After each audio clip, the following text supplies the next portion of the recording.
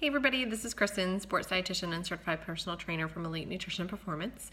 So a couple weeks ago I had posted about the ketogenic diet. Everybody had been asking me about it, and so I just wanted to continue on the conversation of the recent diets that have been in the media. And so today I want to talk to you about intermittent fasting. So intermittent fasting has been around actually for a long time, and I can remember when I was in grad school, this coming out in Men's Health magazine, and people were asking me about it then, but it's actually obviously, been in mainstream media a lot more recently. So first I want to talk to you about what is it. So intermittent fasting, there's a couple of ways that you can do it, but basically it's abstaining from food. You can still drink water, but not anything that has any calories in it. And so you can either just not eat one day and then the next day you go back to eating normally, and the next day you fast again, the next day you eat normally, so on and so forth. Or you can not eat anything for 12 to 16 hours in a day. And some would even consider, fasting at night. So if you finished dinner at 7 p.m. and you didn't eat again until 7 o'clock in the morning, that would be considered fasting. And it is, but that's not exactly what I'm talking about. It would be fasting, during the day when you're actually awake. Now, there's also a modified version of that intermittent fasting, and that is where you could do like a protein shake for your meals instead of just not eating completely.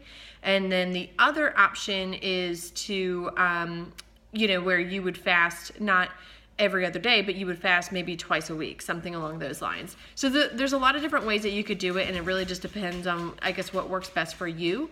However, there are some pros and cons to intermittent fasting, and I want to talk to you about those. So the pros are that it definitely is beneficial for health. And I will say that a lot of the studies that have been done are on rodents, such as mice, but there has been research that have studied actual people that are doing Ramadan, where they don't eat from sunup to sundown.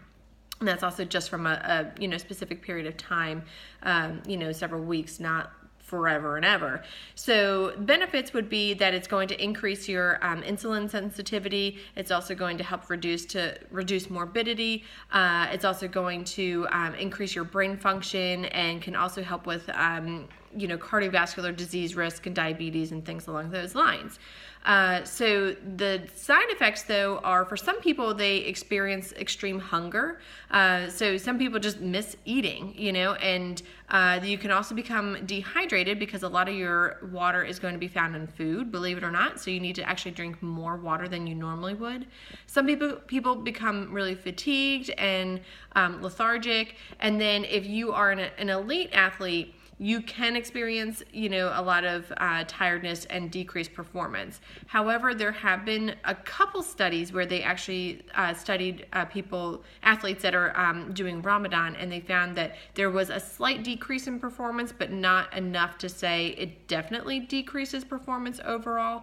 However, they do recommend that you actually time out your competitions and games and things like that, so you're actually not doing it during a fasting period. So for example, maybe you are a runner and you have, all your races are going to be from May until, let's say, October. That's going to be your on season. Then you would actually want to do intermittent fasting more in your off season, when it's not going to be that you're going to require a huge amount of energy. So you really want to try and, schedule these things out, and not schedule like a 20-mile run on a day that you're fasting. I mean, that is just common sense, because you're obviously not going to have the fuel that you need to get through that run. So the benefits that they have found from intermittent fasting are attributed to reduced oxidative damage and also increased cellular stress resistance. And they also have found that actually regular exercise and caloric restriction can give you the same benefits. However, intermittent fasting for some people just may be easier, because then they don't have to think about, their food intake for that day, or they don't have to figure out how they're actually going to reduce their overall caloric intake. However, it can be very restrictive for some people, and like I said, they may miss eating, and so in those cases, just doing regular exercise or reducing your calories, or a combination of the two, could be, better fitted for you, especially when it comes to weight loss. So there's a lot of things to consider here when it comes to intermittent fasting. It's not just very cut and dry. Same thing with the ketogenic diet. So you can take the facts and decide for yourself if this is something that is beneficial for you, but just wanted to give you guys the information.